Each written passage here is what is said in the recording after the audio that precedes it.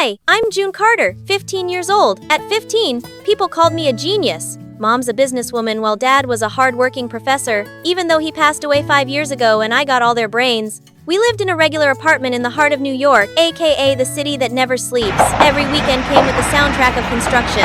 Even when I was trying to read the encyclopedia, it felt like someone was drilling straight into my head. One afternoon, I came home and saw Mom buried under a mountain of stuff. So, are we starting a new gig in shipping or something? We're moving. Moving? Where? Why? Somewhere in the suburbs. Quiet, fresh air. You'll like it. I tried to figure it out with my genius-level brain, but it came up empty. You'll know soon, sweetie. Just trust me, okay? I mean, I already packed, didn't I? I totally passed out in the car until it screeched to a stop in front of this giant, ancient, filthy rich mansion. Mom, did we get lost or something? She didn't answer, just waved for me to follow her down the stone path. The door opened. A butler bowed in front of us.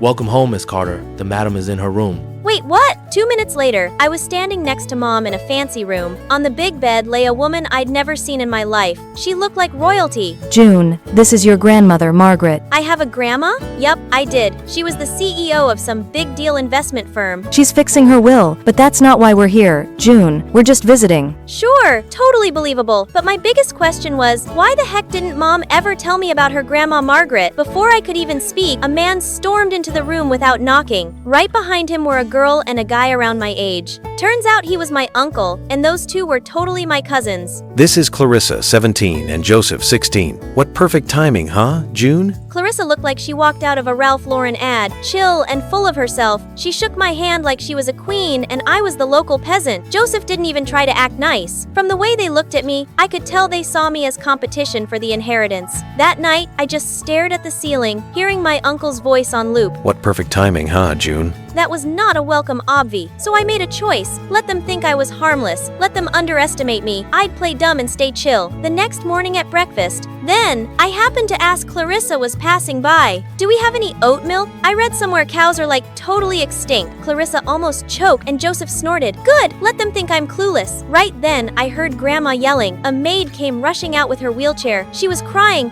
She's being cranky again. She hates looking weak in that chair. So she hadn't left her room in months. Boring. Guess it was time I said hi to Grandma. I made a bold move and asked her out for a stroll. Good afternoon, madam. Your royal chariot a wet. Luckily, she didn't scream at me, but she didn't look thrilled either. Do I look like I'm dying to you? No, but I think the Roses could really use a firm supervisor. They've been kind of rebellious lately. My dumb comment actually made her laugh, and somehow I became the first person to get Grandma Margaret out of her room in forever. That walk changed everything. We got to know each other. Turns out Grandma wasn't cold. She was indeed soft-hearted. I had a feeling Clarissa and Joseph wouldn't win by just showing off. Oh, my lady's out for a garden stroll today. That's when I met Fred, son of the gardener, but honestly, he was closer to Grandma than anyone else in the house. You should have seen them. Meanwhile, I kept dodging my oh-so-charming cousins like a pro. Clarissa was still proudly parading her medals and certificates to Grandma, and of course, she got praised every single time. Have you ever heard of the company's renovation budget, June? She was testing me. Hold on, I'm hurting these ants right now. What did you say?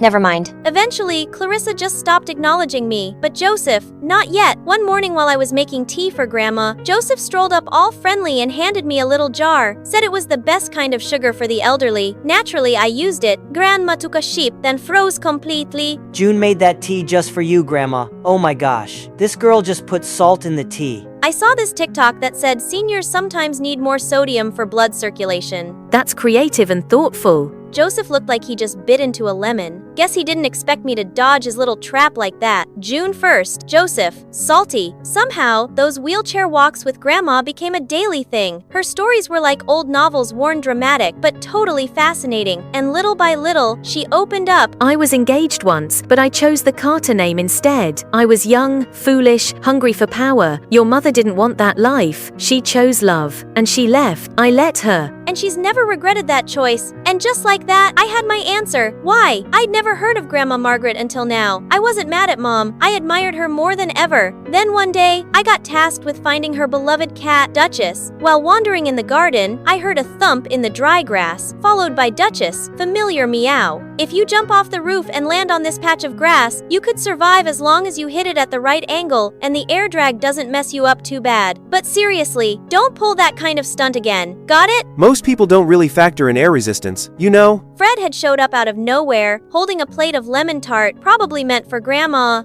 Oh. If you were really clueless, you could never say things like that. He handed me a slice and walked away. That look he gave me was like he saw straight through the act, and that's when I noticed Clarissa and Joseph were there too. I knew it. She's been playing us this whole time, pretending to be all sweet and innocent. Just a fool, Grandma. Not even a second later, the two of them stormed straight into Grandma's room and slammed the door shut. My stomach dropped. If they started digging, they'd definitely find the articles about me, the brainiac who won all those competitions. The harmless little June image would be gone. A little later, the door opened again. Clarissa walked out, calm as ever. Meanwhile, Joseph shot me that smug little smirk of his. Grandma's not in the mood for her walk today. You should go back to your room. Oh, and she wants to talk to you tomorrow morning. And tomorrow night, she's announcing the will. Let your mom know. That night, I couldn't sleep, just like my first night here. But this time, it wasn't about strategy. I was scared. I cared about Grandma, the woman who used to glare at anyone who brought her a wheelchair, who now trusted me to push it. She told me stories no one else had heard. She let me in, and I lied. The next morning, I stepped into her room like I was walking into court, but when she looked at me,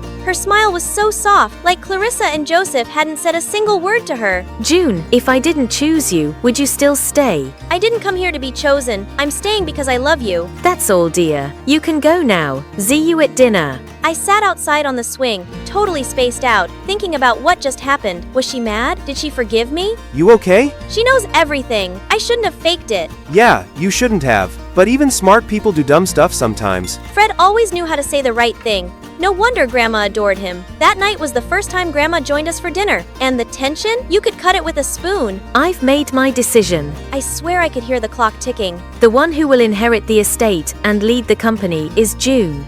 My breath caught. My heart was doing somersaults. Why me? Why someone who didn't even play the game? My uncle stood up so fast. Then he walked straight out of the room. Didn't say a single word. Clarissa didn't flinch. Didn't get mad either. She just froze. But she's a straight-up liar. How could you trust her?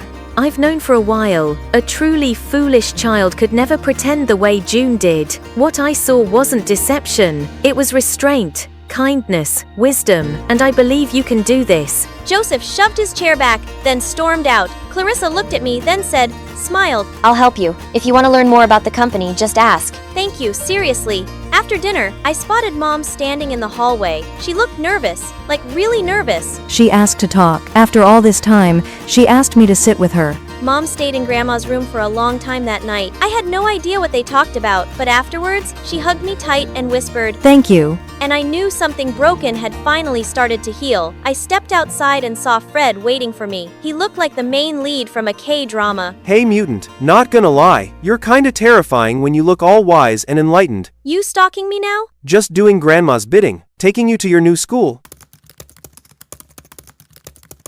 Hi, I'm Prisma from California. Please like and subscribe. My sister Juliet and I were born to freakishly rich parents who adored and spoiled us at our lakeside mansion. Even though Juliet and I were twins, people always seemed to compliment me more for my pretty blonde curls and blue eyes. Look at this beautiful child. She's God's gift to humans. Of course, both of our daughters are adorable. Oh, that one's yours too. I never would have guessed.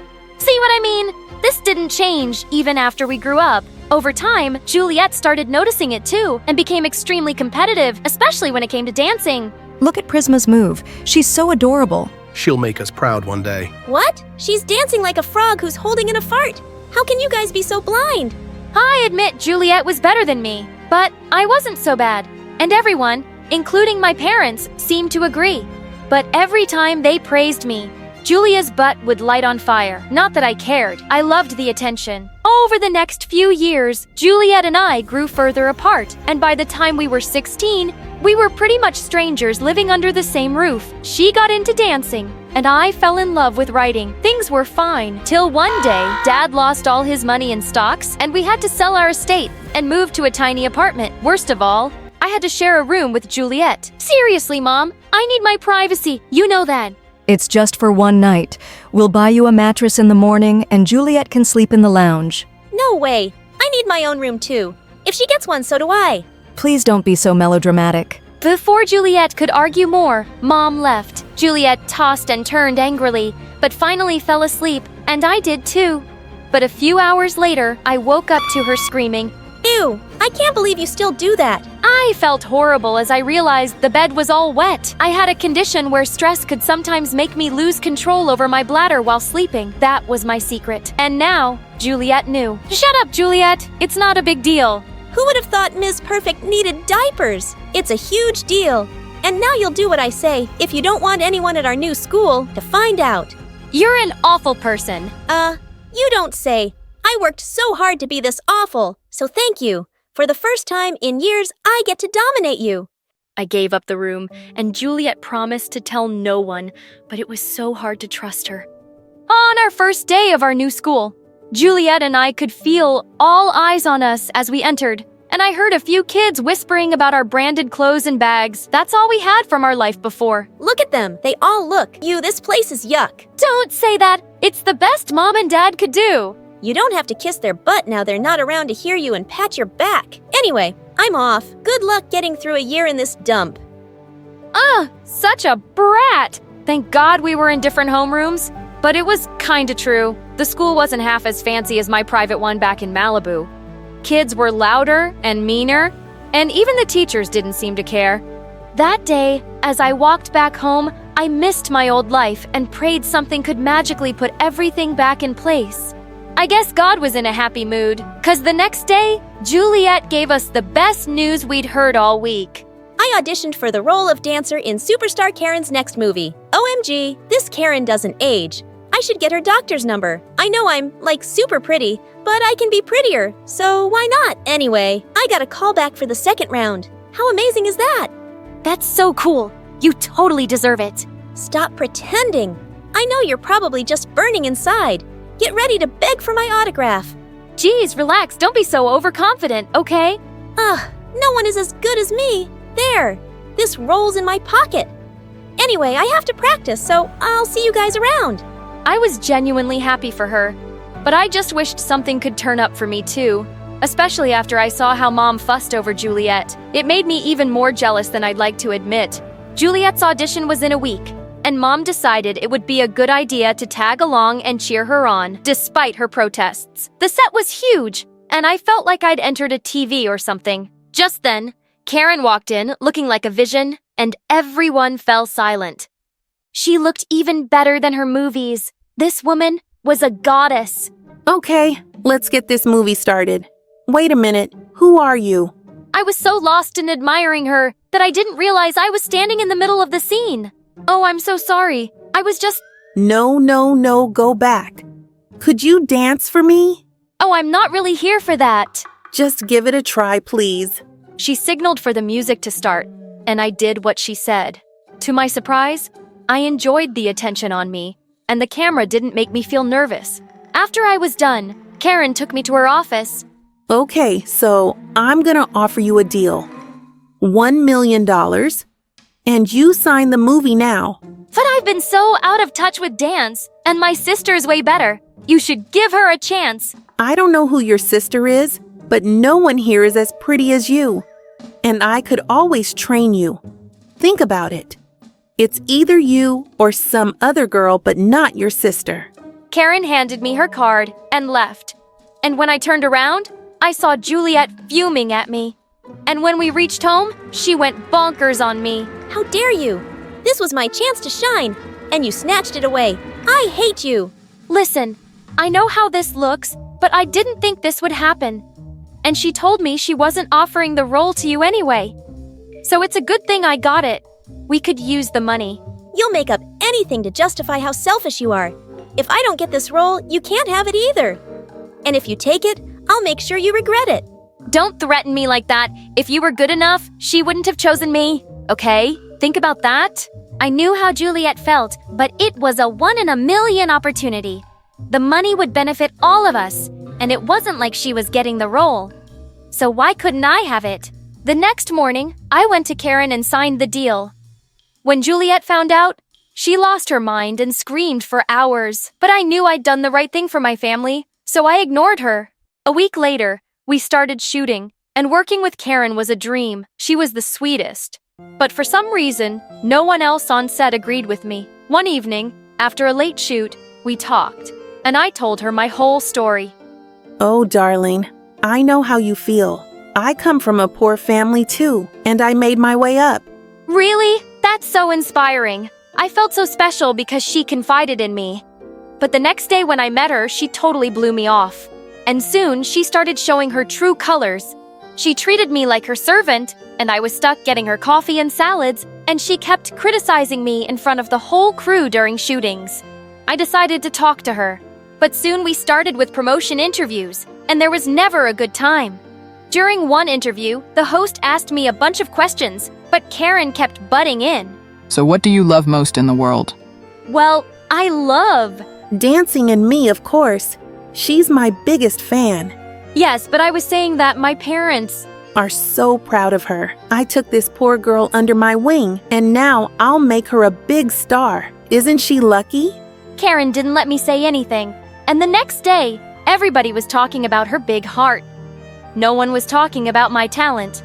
Great. Now people think I'm some charity case. Don't overthink it. Of course you're talented, but everyone likes a good sob story. Just go with the flow. I tried, but it kept getting worse. Everyone wanted to know more about how I became famous, and even started bothering my parents to get their answers. Are you really poor, or is this just a publicity stunt? How does it feel to live off your daughter's money? Well, it's my money to begin with, so I feel betrayed. What the heck are you doing? Telling the truth, helping the media. I'm being a responsible citizen. I dragged Juliet away before she said something to make the situation worse. And a few weeks later, we moved to another place. Lately, the stress had been so much that I was wetting the bed more frequently. I really hadn't expected things to be so hard. A few days later, I was going through the script when I heard noises coming from Karen's office and peeped in to see the writer of the movie crying. You can't do this. You promised me a better amount for my story. That's why I gave the script to you. Oh, cry me a river for changing my mind. This is my last offer. Or, I can break your career faster than I break hearts. But it's not enough. You know how much this story means to me. And I'm knee-deep in debt. Not my problem. You want the money or not? The girl left crying, and I entered the room to have a word with Karen. Stay out of it. But it's not fair. You can't just take away her hard work and not even pay her well for it. It's just wrong. Really? Have you forgotten what you did to your own sister? She was the better dancer, and you didn't even flinch before taking her place. That was different. It was me or her. And you chose you. You and I are more alike than you think. And time you go snooping around in my business, know this. I will fire you. You can't do that. I'm the face of your movie, and people would crush you for firing the poor girl. Darling, everyone is replaceable. Ask your sister. Karen's words hit me like a hot slap. And for the first time, I thought how unfair I'd been to Juliet. I had to make it right, and I started with dropping an anonymous tip to the media about how Karen exploited her staff. The news blew up like a volcano, and Karen faced bad backlash. She knew I'd leaked the news, and I was fired on the spot. But I couldn't care less. All I wanted was to make things right. But Juliet was still ignoring me, and I couldn't blame her. How one morning I walked into her room to talk, but she wasn't around. And seconds later, I heard Mom scream. What? What happened? Mom pointed to the TV, and Karen was standing with Juliet and calling her my replacement. What? I was still reeling with shock when Juliet walked in. Juliet, I know I'm probably the last person you trust, but working with Karen will destroy you. She's just using you to teach me a lesson. Fine by me. You do need a few lessons. Like, you're not the only dancer in the world, and I'm far more talented. Heck, if people knew your little secret, you wouldn't have even made it this far. Now stop being annoying or I might tell it to the press. The industry runs on gossip. Sure, people will talk about me for a few days, and then what? They'll forget about it. But working with Karen will make you miserable. Don't do this. I'll do anything I want. Now get out of my way. I have a plane to catch. Despite my parents' pleas, Juliet left, and we didn't hear from her for weeks. Slowly, I got back to my studies and managed to pass my high school. But we were running out of money, and I needed something to keep afloat. So I decided to apply for small roles in movies. A few days later, one of the old writers on Karen's set called me and said she'd recommended me for a role in the movie based on her script. It did well, and I started getting more offers. Slowly, the money started rolling in, and we moved to a better place. I even saved up enough to put me through a writing school, and things were fine, except Juliet was still in the back of my mind. And then one day, while I was leaving for work, Mom came running in. It's Juliet. She's in jail. What? Mom told me that Juliet was involved in some embezzlement scandal with Karen, and they'd been arrested. We went to the police station with a lawyer to bail Juliet out. My parents seemed to forgive her instantly, but I was still mad at her. Prisma, there's a lot I need to say, but I don't know where to start. How about sorry or thank you? I am really sorry. I was blinded by all the glamour and a chance to be better than you for once. Karen treated me just like you said, and she'll get powerful lawyers and get herself out of this mess. But I'm stuck in it now. You don't have to believe me, but I'm innocent. I tried telling you she's a witch, and I think I do believe you. Do you think you can forgive me? I will never even mention the word diaper in front of you. Shut up!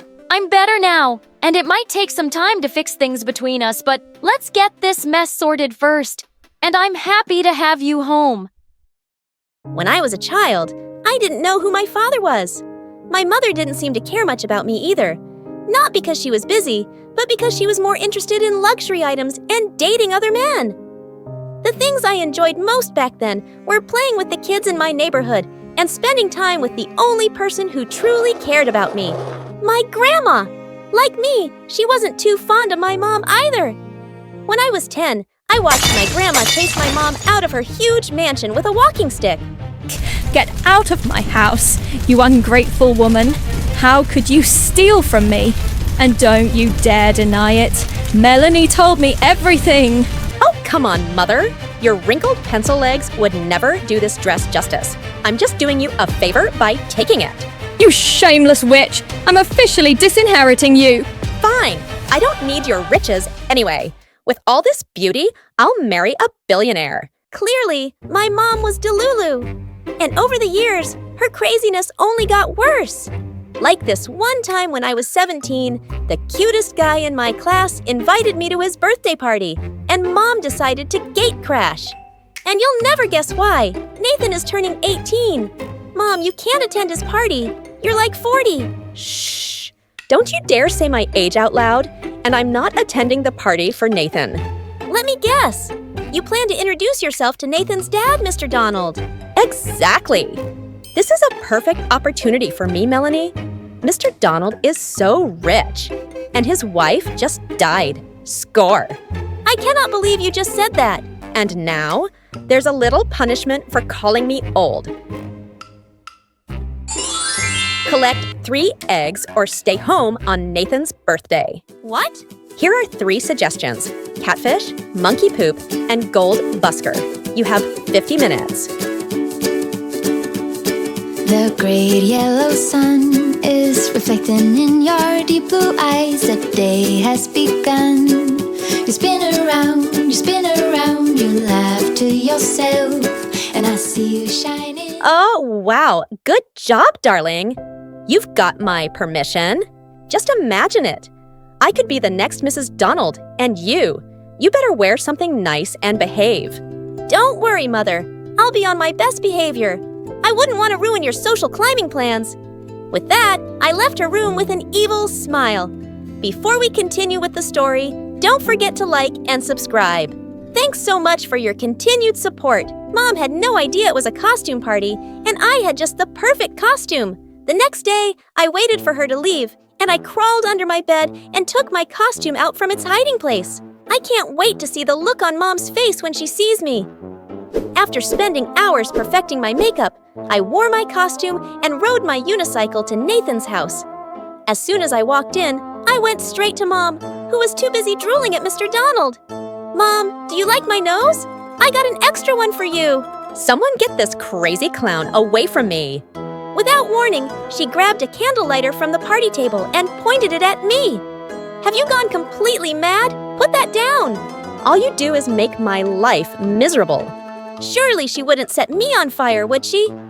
Just then, Nathan, who was a Lion King costume, charged at Mom, and as they struggled, the lighter ended up in Mom's hair. Oh my God, my hair is on fire. Quickly, I grabbed a tablecloth, then covered her hair, but she shoved me and ran out of the party. Well, this is definitely the craziest birthday party I've ever had. I giggled like Nathan had told the funniest joke. And as if that wasn't embarrassing enough, I batted my clown eyelashes at him. Are you having a seizure? What? I was going for cute, but never mind. I have to go check on my mom. A few minutes later, I arrived at my house to find Mom throwing my clothes out on our lawn. Mom, what's going on? Needless to say, she wasn't looking her best. Some of her hair was burned and she smelled like a barbecue. I want you out of my house. I'm tired of you ruining my life. And that's how I ended up moving in with my grandma, who I loved very much. And together, we had lots of fun at her mansion. One morning, however, she woke up screaming, and when I went to check on her, she pointed her walking stick at me. Stay away from me, you alien! You'll not take me into your alien ship. Haha, you got me! I'm a creepy alien. I waited for her to laugh with me, but she cowered in a corner and burst into tears. Alarmed, I called her doctor, who diagnosed her with dementia. I had no choice. I had to call my mom. When she arrived at the mansion, she rushed towards Grandma. Oh, you poor thing. You don't even remember me, do you? I'm Alberta, your favorite and only daughter. Don't worry, Mommy dearest. I'm going to take good care of you. Ugh! I could already feel the scheming in Mom's voice. And sure enough, the next morning, she dropped a bombshell. Melanie, I need you to open your grandma's safe. I know she gave you her passcode a long time ago. Seriously? That's what you care about right now? Open the safe or I'm placing you under house arrest. Say what now? You heard me. Just give me the passcode. The safe is probably empty anyway. Actually, all of Grandma's jewelry is in there. And before she lost her memory, she told me she was going to give it all away to charity. All of it! Ugh, you demon child! With that, she shoved me into my room and locked it. That night, while I slept, someone touched my face. When I opened my eyes, a dark figure was standing over me. Hello, Melanie, it's me. Grandma, you remember my name? And how did you get in here? Sit down, dear. I have something to tell you. And you'd never believe what she told me. What do you mean? You faked your illness? I did it to test you. I knew your mother would try to steal from me, and I wanted to see if you'd help her. I'm so glad you didn't. I'm so sorry she locked you in here. I'm okay, Grandma. Actually, I have a revenge plan. Tie this around yourself. I handed Grandma a white bedsheet, and as I told her my plan, I used my makeup to paint her face and hands white as a ghost. To complete the look, I added some long stick-on nails to her fingers. Are you sure this is going to work? Trust me, Grandma. Mom is very afraid of ghosts. She even sleeps with the lights on. We both laughed as we headed to Mom's room in the mansion. Are you ready? As soon as she nodded, I kicked the door open, and Grandma walked into the room, just as Mom woke up screaming. Get away from me! My dear Alberta, I have a message for you. You need to leave this house, or evil shall befall you. Men will flee at the very sight of you, and all your designer clothes will shrink 3 sizes too small. Oh no, not my Gucci dresses. As Mom continued to scream, I rushed in. Mom, why are you screaming? There's a ghost. What? Where? She's right there. I was this close to bursting into laughter, but I had to stay in character. What are you talking about? Mom, there's nobody else here. Just you and me. But she's... I need to get out of here. And that, my dear viewers, is how Mom left the mansion barefoot and in a nightgown. Did you see how fast she ran? Yeah, with that speed, she's probably approaching Mars by now. We both burst out laughing as we high-five. A few days later, Nathan sat beside me at the fountain as I told him my crazy story. I can't believe your grandma faked dementia. I know, right? She's so crazy. So, what happens now? Well, Mom is still talking about ghosts, and she's still out of Grandma's will. So that means I'm going to inherit everything. Please don't spend it all on clown costumes. I giggled, but this time I wasn't embarrassed. I kept giggling until Nathan joined me.